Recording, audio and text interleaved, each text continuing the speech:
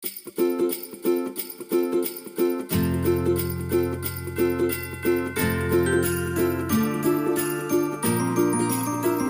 a highly classy situation. Right. Well, we're recording now. Okay. Hey, everybody! Welcome to the first ever Sasquatch backpacking YouTube video. We're going to try to accomplish a couple of things with this. We got executive producer Alan Paris, if you guys met before, Rooster. Hey, everybody! There's Rooster who's joining us, and we're going to talk through a couple of different things. The main purpose of this video, the two goals of this video are we want you to buy us stuff. No, don't listen to him. Well, listen to him, but don't listen. So anyway, the first main purpose is, can we pull this off? So we're testing out a couple of different things. We're obviously using Zoom. We got these amazingly awesome, realistic, cool Zoom, extremely realistic Zoom backgrounds going on. And then the other thing we wanted to do was provide you guys with a list of the top 5 items that we think every backpacker should be asking Santa for this Christmas. So we're gonna go down through some items, and we're gonna talk about some of the pros and cons of them, the cost of them, why we like them. These are just our items that we chose. We thought it'd be cool to share. These are the things we would probably ask Santa for if we had not been naughty, right? Yes, Rooster? Absolutely. That's exactly correct. So let's get started, and we'll hit the list running. Hit the list with the wrist. Yeah. Item number 1, Alan Perry, can you edit all this stuff out? No. Probably not. The executive producer skills are probably going to be a problem. I have a feeling it's going to look chopped up, but that's a beautiful thing because all the cool kids are doing it. And right about now, a Kyle Hates Hiking thing will pop up in a Dan Becker over here. But no, I mean, I think the first thing we want to talk about was a smartwatch, and it's definitely not a small ticket item. But depending on where you go with it, you could definitely go with a lower cost, or you can go super expensive if you really want to. We got costume changes going on in the middle of it, but way better. Is this part of the plan? The toboggan or knit hat, depending on which part of the country. Yeah, it disappears because of exactly. Yeah. I can't edit that back in, oddly enough. I recently had a situation where I went looking for a smartwatch.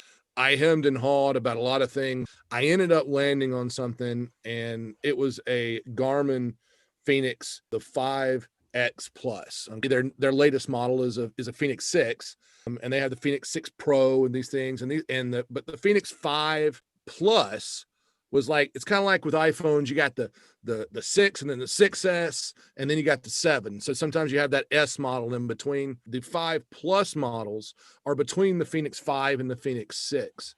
They add a little bit of functionality. There's some really cool, and we'll probably put in the link down below, a chart that I found that compares the 5X with the 5X Plus with the 5X Pro. And what the X stands for is the larger of the versions. They have a S, which is their small one, and then the regular 5, and then they have the X, which is a large. And if you go to like Garmin.com, you can see all different kinds of stuff and do all kinds of research and stuff. It was a game changer for me. And that's kind of part of what we were talking about, is what kind of things can we talk about that were somewhat of a game changer for us, that kind of changed the way we hike. And my experience has been with the Garmin smartwatches. One of the things that really, really, really struck me was the battery life. I got enough problems remembering to charge something when I'm home, much less out on the trail and that kind of stuff. I wanted my watch to last. And especially when you start turning on GPS, I use the watch to track the whole hike. The battery life is incredible. The Garmin Instinct is a monochrome version. It doesn't have the topographic maps because obviously that wouldn't make much sense without color, but they start as low as 169. For not an incredible amount, you can get into a smartwatch that battery life is something in the neighborhood of, like 20 some odd days. When you start stepping up, you go to the 5X Plus. I get about 21 days of battery life if I'm not using the GPS functionality. But even like, and for those of us that have smartwatches that have had, whether it be Fitbits or iPhone or iWatches or Samsung gears, yep. You can count on a few days, right? Yeah. Maybe if you start using that GPS, you can count on some hours. You can count it in hours rather than days. And so we went on a hike. We hiked all day long. The advertising, I think they say it'll go like 36 hours running the GPS and logging the whole thing and everything else. But we hiked all day long. And when I stopped that afternoon, I had 60% of my battery life, and I started with like 92. For me, it's been a game changer. And like on our last hike, you know, I was sitting there and I'd check it every once in a while. At that one time when we first started, we started off down the wrong little path there. And I was like, beep, beep. I'm like, oh, wait, we're off trail. And I looked and we went back. And so we didn't walk way out of the way to find out we made a mistake. We walked a little bit out of the way. So that saved us some time and effort.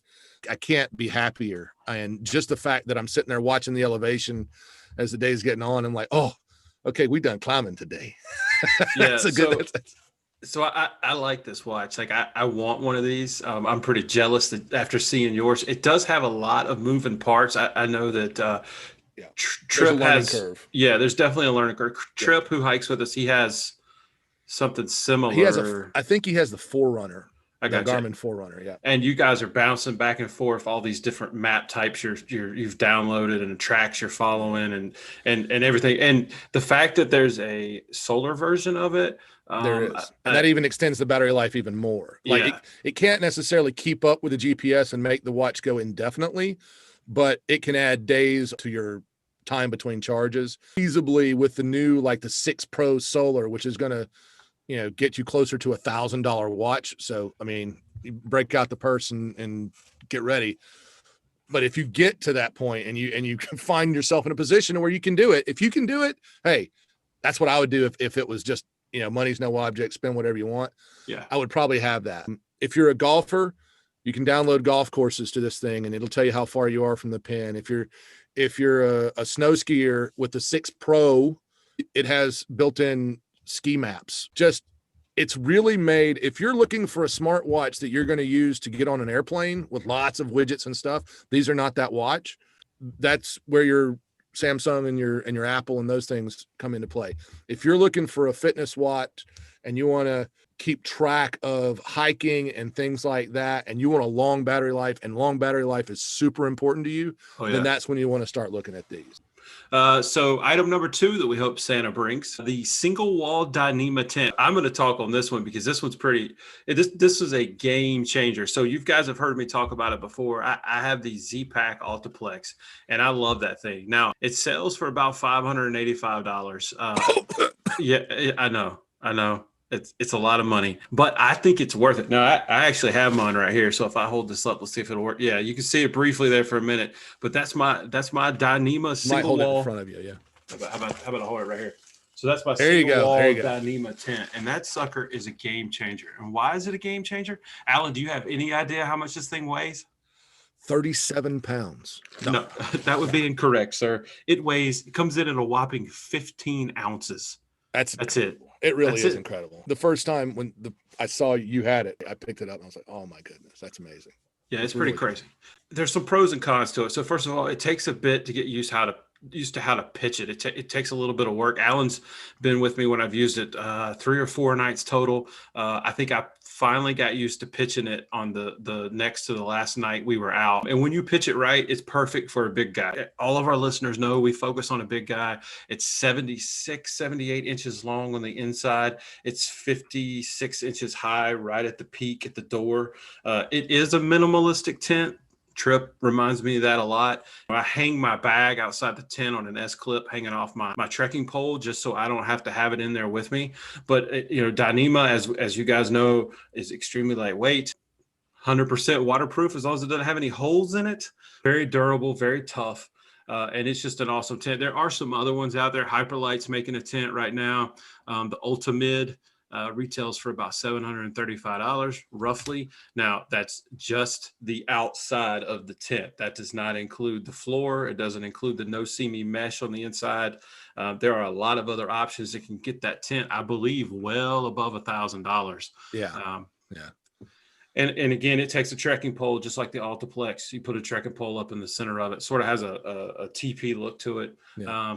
And then, like Zpacks, they've got the other models too. If you are wanting a little more width rather than the height in the center. You know, they've got the duplex, yeah, and things like that, at a similar weight and a similar cost. It might be a little more, I think, or is it a little less? Anyway, it's a similar cost. It's, you know, in that same kind of price range. And then if you want to experience a single wall tent, but you want to get away from some of these higher costs, you can check out the Lanshan 2, which is it's basically a Chinese knockoff of the duplex, really. And it takes 2 trekking poles, weighs roughly 2.5 pounds, sells for about $148 on Amazon. And we'll put links to this stuff down at the bottom. I got one, you know, it's got an outer shell to it that's like a nylon poly type of material. And then it's also got a no-see-me mesh that you clip up to the inside of the tent.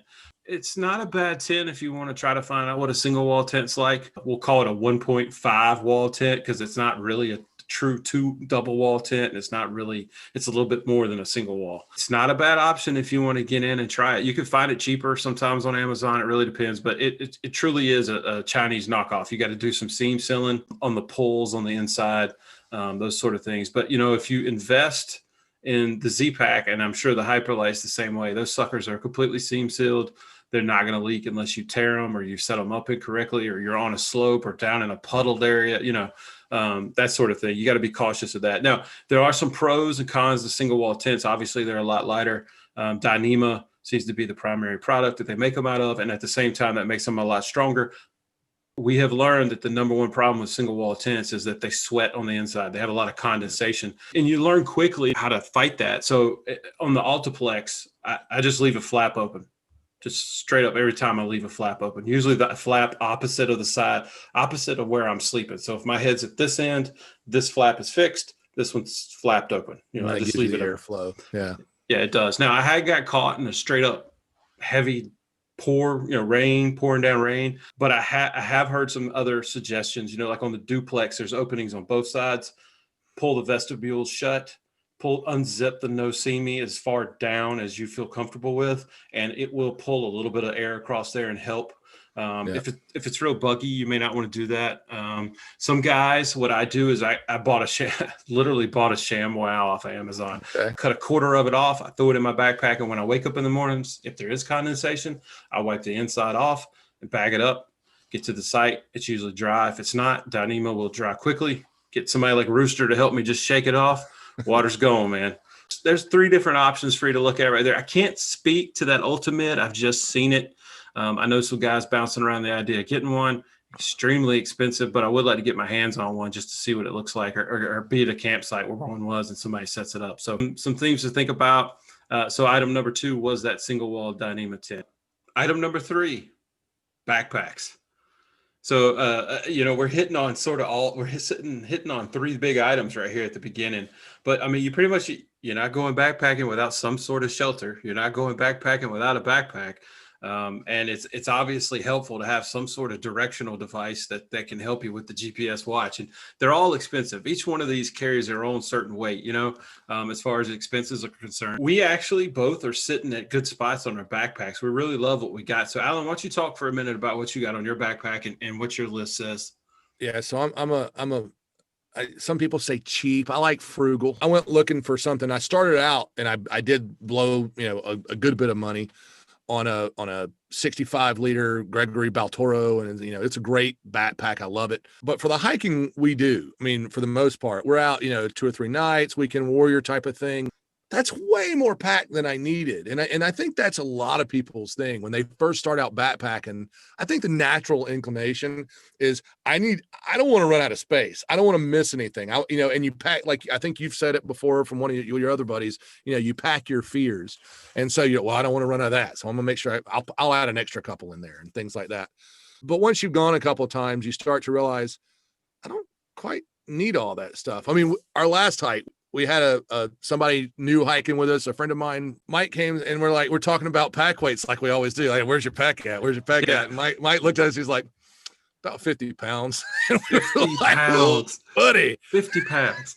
This joker had everything. Well, he may have had the kitchen sink in there. I don't know. There was hatchets. We know there was a hatchet. We know there was lots of stuff. You know, I'm glad it was his legs and not mine. But he pulled through like a champ, man. Yeah. And he was awesome. But we talked about, you know, that pack, and I'm sitting there and I've got this big Baltoro. Not only is it too much pack, like, because when you've got not enough stuff and you started to trim down what you're carrying to try to lighten up that load, having a pack that's too big makes it a little harder to get all cinched in and nice and tight against your body.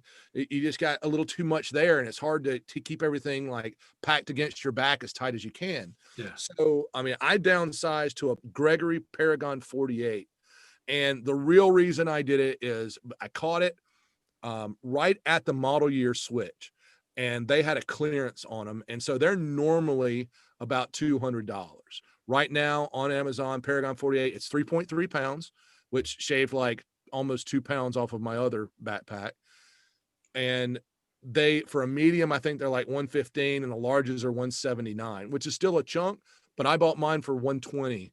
Still a lot of money, but it's not break the bank. Like, if you save up for a little while, you can get there if that's what you're looking for. Yeah. And I'm you know, just a hair over 3 pounds for my backpack, which is way better than I was doing. And every one of these pounds, you know, they make a difference. They make a difference, especially if you're a bigger fella.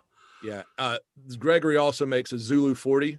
That's about 2.9 pounds, similar price range. And then Osprey, I know you have an Osprey and love it. They have the Exos, which is their ultra light, you know, backpack, coming in at about 3 pounds right now, $200 on both Amazon and REI. Again, as of the time that we're recording this video, that's kind of where those at. But you kind of have an awesome take on the lighter backpack as well, which gets me a little, speaking of jealousy. Yeah, so I started off, like you mentioned, very similar situation. Trip and I ran out. We did a little bit of research. We found the Osprey Atmos 65 liter, way too big. After our first real trip, I think I pulled the brain. If you don't know what that is, that's the top flop section of the bag. I pulled that off. And then this past summer, when I did Tennessee 91 into Damascus, one of the guys is like, dude, what's in your pack? Because it had all settled to the bottom, and the top 2/3 almost of that pack had nothing in it. And that's when it clicked in my mind. I need a smaller pack. So I go do some digging.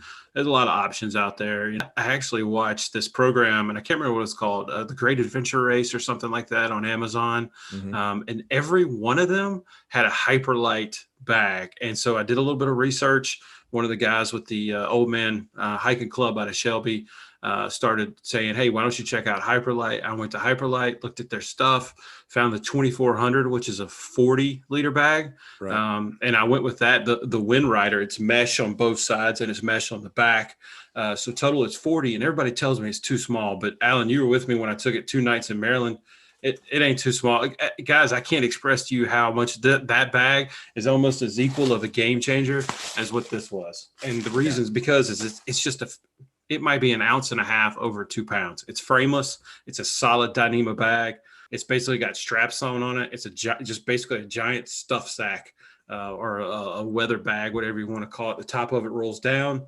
You can it's got 2 aluminum stays in it. And if you want to go completely frameless, you can pull those out and do that as well. It's not cheap. Pretty awesome. No, it's not. You know, currently it's $310 or so on REI. I caught it on a little bit of a special. I had my dividend. I had a $20 off thing REI had sent me, so I was able to get it down to make it a little bit better. I got the large. I should have gone tall. It sits a little high on me, but I'm happy with it. In fact, I'm bouncing around the idea of a through hike in the springtime. If I do it, that's the pack I'm taking, because the second time, once I learned how to really pack it, my base weight was 11 pounds. I've never been that low. That's crazy. Yeah. And so, I would definitely implore you to check that out. Check out the Gregory, check out the Osprey. Those are all popular bags. Those are all different price points. Well, and like we were talking about earlier, one of the things, like, when are you hiking? If we don't really do that much winter hiking, right? If any, not overnights anyway, not yet. Maybe soon. I'm thinking I got a little plan for later, but for now, like, we're not doing that. So we're not having to carry those big, bulky backpacks. Yeah. And not on our list, but we've talked about possibly doing a budget loadout type of video or something like that later. But you can get fairly reasonably some decent, not super cold weather bags, but lighter bags that are smaller and compressed smaller that you can fit in. That's one of the reasons that we save so much room, is that we're not carrying huge gear. You know what I'm saying? Yeah, we're not carrying the heavier sleeping bag. We're not carrying, sometimes we're not carrying our puffy, depending on the weather. We're not carrying long pants. We don't have pants extra long. Yeah. Yeah, we got enough insulation. That's generally not our problem. But like, and the same thing, like even when I go with a tent, we're not carrying monstrous sleeping pads. There's some of those out there too. So yeah, as you dial the gear in and as you spend the time and you get it thin, you can definitely get inside a 40-liter bag for a 3 or 4 night stay even, Yeah, for basically 3 months out of the year. If you're in the South, deep South, probably even longer than that. If you're somebody looking at the Pinhoti Trail down in Alabama, you might be able to stay in this bag the entire season. I don't know how cold it gets in Alabama. Alan might be able to attest to that. I'll put it this way. I've been to Alaska in February. I've lived in Colorado for several months. I've never been colder than I was as a child in Alabama. A couple of reasons for that. You're not as prepared for it. They're not, we didn't have as many layers available that we had in our closet. But it's a biting cold down there, man. When it gets cold, it's cold. Yeah, absolutely. Anyway. All right. So keep moving down our list here. Item number 4. This is going to be interesting because this is something I do not have yet. We're not alone in that. Yeah. This is something. And Alan may agree with me here. At least I hope he does. I think this appeals more to a bigger guy. I actually do. I think you got the room to turn in it more than you would a traditional style of this. I will say that it's probably the case, and primarily because most of the bags you find, and we haven't even said what we're talking about, but it's kind of the cat's out of the bag. Most of the bags you find are not made for big guys, people that weigh 1/8 of a ton or more. I mean, they're just not. Right. Yeah. Exactly. And so for that reason, having a quilt that is wide, as long as it's wide enough to get around you and everything, and whether you're a hammock camper or a tent camper, the quilt makes sense. A camping quilt just makes a lot of sense. Yeah. So item number 4 is a quilt. I want a quilt regardless of whether or not I move towards a hammock, which is something that I'm considering, or I continue to the dark side. Alan's trying to get me over to the hammocking world, and I'm considering it. Or I'm back on the ground sleeping again. I think I want a quilt. Alan sort of touched on it. The quilt industry, there are some great companies out there. It's really some awesome cottage/garage type manufacturing guys that are in the industry. And we're going to focus on a couple of those here when we talk about quilts. And it just appeals to me. Everybody's like, well, it's just a sleeping bag. Well, no, I don't think it is just a sleeping bag. There are some similarities, and you can customize your quilt in a way that it is pretty much like a traditional type of sleeping bag. I think you can get more uses out of it. At least that's how I figure, or I take it. Exactly. And in addition to that, like just the fact that when you look at how a sleeping bag works, the part that is under you is not keeping you warm. Yeah. Because you're compressing the down or the synthetic material, whatever. And so the way that these things work is that material traps air in there, and that is their thermal barrier, right? What's under you is not helping you. And that's correct. The premise behind the quilt is leave that out, save that weight, right? So that's one of the reasons everything when you start backpacking, at first you're like, a couple extra ounces isn't going to hurt me and I'll carry that. And then you go 40 or more miles and you go, yeah, I'm pretty sure every ounce counts because ounces make pounds and pounds make pain. Yep, that's right. So we're going to focus on a couple now.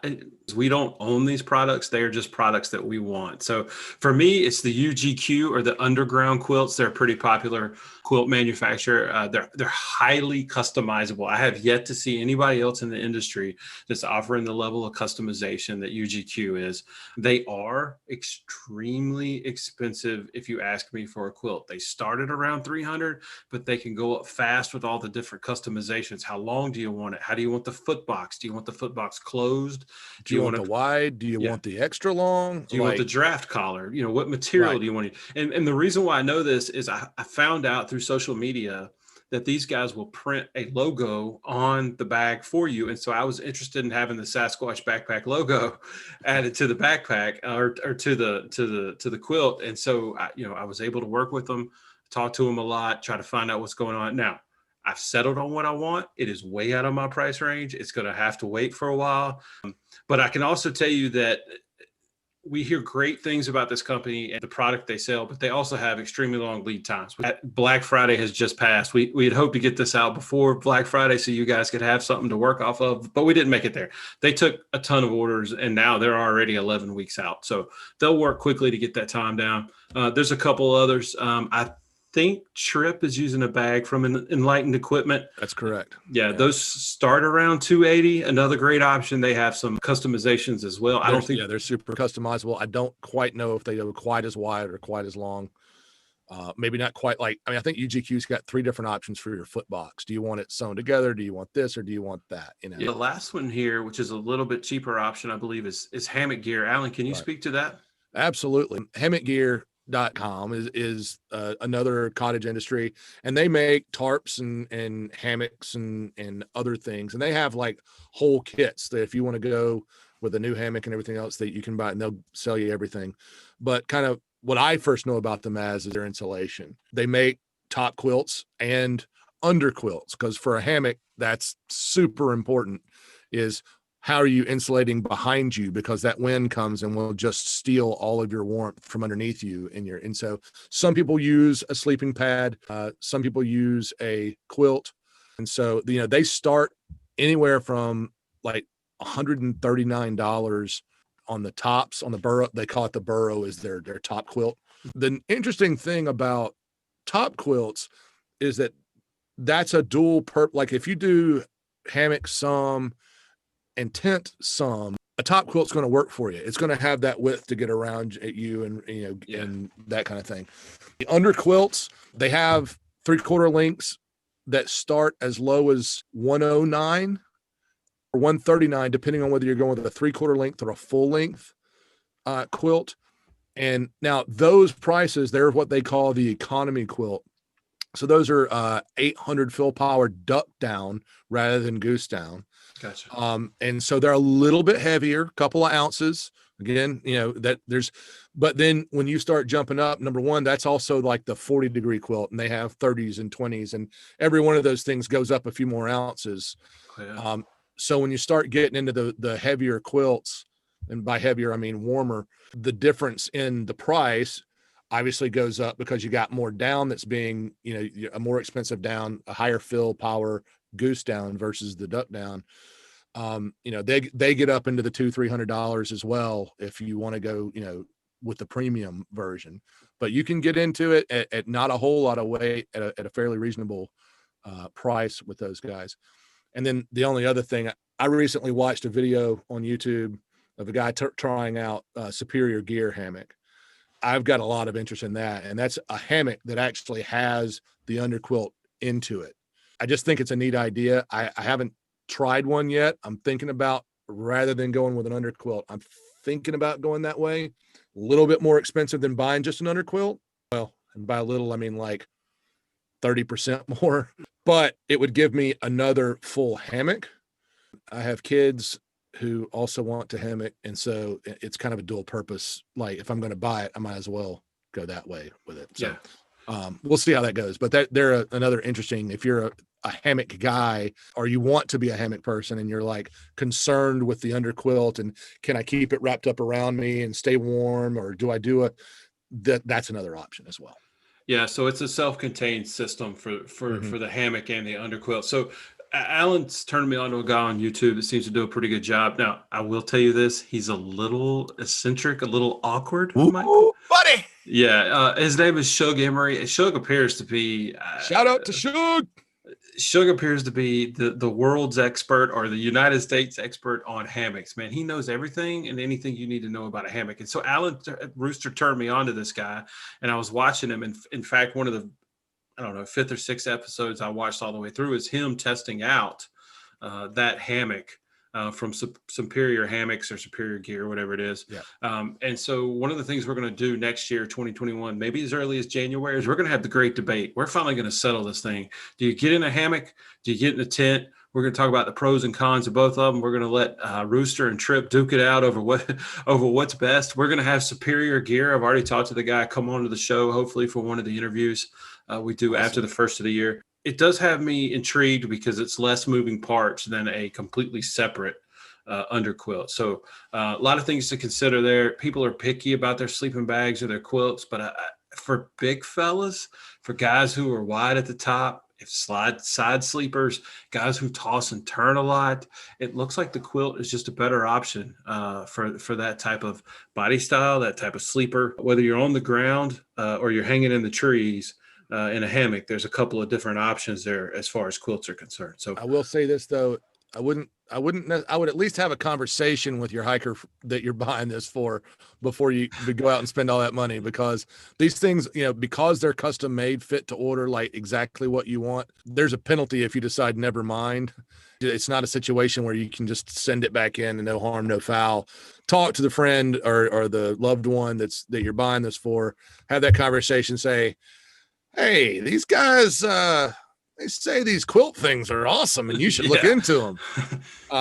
If they haven't already done some research, encourage them to, but don't just buy this and think, here's your new sleeping bag. Oh wait, it's not a bag really, you don't want to shock somebody with that if they don't know it's coming. Gift cards. What's that? Gift cards. Gift cards are great. All right. So last couple of items here now. So we're gonna do 6 items total. These last 2 were just personal picks from each one of us, just items that we think every hiker should have. All right. So item number 5 on the list for us is a head sweat hat. So I've talked about these before with guys when they're walking with me, but I think they're pretty sweet. Now I have several of them. 3 total, but this particular one disappears. Yeah, it's disappeared. Look at there, it's gone. It's magical. So the 3 I have all have Sasquatch on them. Go figure. Who would have think that would have happened? But shocking. What's awesome and how I first found out about these hats was I was watching an Iron Man, the big one, the one that's in Hawaii, Kona or something like that. It's called, and a lot of these hats were originally designed for Iron Man guys. Long distance marathon runners, ultra runners, but it's hard to see that Head Sweat logo on there. We'll definitely put a link down in there. But man, these hats are awesome. So I always get the trucker style because I want the back of it to breathe. I don't want to keep all that heat up there. But maybe for winter hiking. Yeah. But I am a sweater, and as a lot of hog molly guys are going to be, they're going to sweat a lot. And when you're on the trail and it's 70 or above, you're going to sweat. And this hat will soak all of that up. I like to wear them backwards, just so any moisture that builds up in the bill will sort of drip out of the back if it needs to. I hang them up with the bill down. Just so it can drain out overnight. They always are dry the following morning. I think the only time it wasn't was when we went to the McAfee Knob, and it had poured down rain. Funny how a hurricane works. Yeah, and so they absorb a ton of moisture, and they're not, it's not going to be running out anywhere as long as you're wearing the hat normal, or you got it running off the backside. I may have to go with one of these. So Santa. Yeah. So $26 is all it takes to get you in, which that's about the normal price of a hat right now. They have trucker styles. They have regular caps. They have a visor, and the visors are sweet because the band going around the visor is wide. It's not skinny. So it's going to hold, it's going to stay. It's not going to roll over. And they're elastic. So it's not going to overstretch, I don't believe. And it's just going to soak up a lot of moisture. And so my favorite item on this list, and I've got 3 of them, is the HEADSWEATS trucker hats. So check those guys out. And we'll put a link, like I said, down below in the notes, just so you guys can go see them. Yep. And my item is something that we all need if we're hiking. You need a light. A light. You need a headlamp. Yeah. And if you've got a friend, and I think you and we started off with the same one, and there's nothing wrong with it. I started with a Black Diamond Storm, I think it is. I love it. I had a little bit of an issue where I might have dropped it like 3 feet, and it did not seem like it should have been a problem, but I had some little issues with it. Like, I got it working. I took the batteries out, put them back in. It didn't work. Took the batteries out, put them back in. It got working. So I was good for that trip. And I've got the phone if there's issues and that kind of stuff, as far as like having a backup plan. Yeah. But for the next hike, I went out and I bought the Nightcore. I'm going to see if I can do this. The Nightcore NU25. There we go. And it is small and light and rechargeable. It has red and a regular, white light. One of the things I really like about it that I didn't even think about and didn't even know to look at is the functionality of how the lamp works, like what buttons to click. The old one that I used, you had to remember, like, if I hold this button down for this long, I get that. And then if I want to make it go dimmer, I hold it down and it gradually gets brighter. And then it gradually, this thing, and I'll see if I can do it here. It might blind the world, but that'll be all right. So I hit it one time. You'll survive, I promise. I hit it one time. It's going to be good. So I hit it one time and you can't really tell it, but it is super dim. Like, if you're on in a room with lights on, you can't tell that you turned it on. But at night, I can read with it. So it's enough light for small tasks and things around camp without blinding everybody. Yeah. The next, and then if you wait more than 3 seconds, you click that button, any button, it turns it off because it assumes you found the brightness, which that's typically the case. But when you first click it up, it goes from the low to the medium to the high, and that high is bright, right? And then the same thing with the red. You got a low, and then a medium, and then the high, and then the third one is like a blinking, like you throw on the back of your head when you're riding your bike or something. Yeah. And then there is another little, like, if I hold down the button, it's got another couple of little features. $36 on Amazon. Like I said, rechargeable. I don't have to have 3. And yes, if it goes dead. So I've done some research, and by research, I mean, I've worn this doing some tasks around the house, and I've let it go dead, and it goes to a version that won't go to the brightest setting before it completely goes out. It just gets a little dimmer for a while. And with the time that I got out of it, I have no doubts I'm going to be able to go all weekend and not need to recharge it. And even if I do, I always have my battery bank that I use to charge my phone to recharge the thing, and it will run while plugged in just in case you need it to. Yeah. So great thing. I cannot say enough about it. Can't wait to go and use it on the hike and let you see it and see how awesome it is. So that's my little special thing. So you were with me when we did the first trip in September. We did the first half of Maryland, and I took my headlamp out of my bag after I'd already put fresh batteries in it, and it was dead. And it was probably, I don't know for sure. Most likely it was dead because at some point I had bumped it and it had just run and run and run and run and run. Well, can you, that one is lockable, but it is a pain to lock. Is this one easy to lock? Yeah. So there's 2 buttons on top, one for the red light and one for the white light. Mm-hmm. And if I just push them both down, okay, it is now locked. Well, here, I'll sit. Yeah, you can't do it. I'm hitting it. It's not doing anything. Yeah. And then I just push them both down again. Well, hold on. There it goes. So, yeah. There you go. So it's just doing that. Now, the NU20, which is a little bit cheaper than this one, does not have a red light, and it actually has in the case that this like the thing that it actually has a little flap that flips over the button. A hard plastic flap. So when you close that thing down, there's no way to hit that button. Yeah. I almost went with that one, but I really, really feel strongly about using a red light in camp. Like, it's something that I'm like try to be conscious of. Yeah. Because I don't want to be blasting, like fellow hikers, and we ran into that in our last hike. It was Gatlin. State Park. Yeah, and those people came in and at 11 o'clock at night and decided to set up camp with some type of street light. Right. I have no idea. Like, it was amazing. Like, and it was just shining through my tarp, and like, it was painful until finally. Yeah, well, and then just shining the spotlights around everywhere, and it's like it was like a lightsaber battle going on. Come on, man! Yeah. So this is a great. Do you know how much that thing? People are going to say I'm being a weight weenie, but honestly, like we said, ounces make pounds, pounds make pain. Any idea how much that sucker weighs? I'm just because my black diamond's pretty heavy. 1 ounce. My black diamond's pretty heavy. Yeah, 0.99 ounces without the headband. With the headband, so. With this headband, it is 1.9 ounces. It's not bad. And if you get a couple of pieces of 1/8 inch shot cord, this the way this thing is made, you can pull that headband out and replace it with a couple pieces of shot cord if you were like really trying to weight weenie it out. Yeah.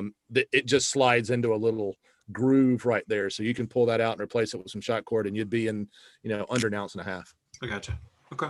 So, Awesome. Which is awesome. So that's 6 items. We said 5, but it turns out to be 6, with a couple of personal items there at the end that we have a lot of experience with, or and wanted. Alan's going to grow his experience, obviously, with his headlamp there. So a couple of things here. We hope you guys have enjoyed this. We're going to try our best to take Sasquatch backing from a podcast into YouTube. We'll still have the podcast. I'm not going to kill that. It's been doing amazingly well, and I'm not looking to screw that up. I'm just trying to add to what we got going on here. A couple of new things we've had going on that I failed to mention on the podcast. We're on Facebook at Sasquatch Backpacking. It's pretty easy to find. Love for you to follow me out there so you can see when we do YouTube videos. I've got a YouTube channel. It's a little difficult to find just because I don't have a whole lot of stuff uploaded right now. This is obviously our attempt to try to grow that. Instagram, Sasquatch_backpacking. You can check me out there. I'd love to have you follow me there as well. And we fired up a Teespring shop, selling some of the stuff with our logo on it. There's a hoodie up there. There's a buff, like a face buff. So if you need to get a face covering, there's a t-shirt, there's a sticker, a couple other items. Don't know how much longer I'm going to use Teespring. Might try to find somebody else, but I like what's up there. Seems to be decent stuff. So go check that out. We'll put links to all that down in the bottom there. We'll link in the show notes, but I just want to thank Rooster for coming on, using his creativity to help spread some great info about some products that we think would be cool for you to ask for this year from Santa Claus. And I hope that everybody has a wonderful Christmas, and you get everything you need, and your families are safe, and you get some great time with your family and your loved ones. And I just appreciate you taking the time to check us out. Bye, everybody. See ya.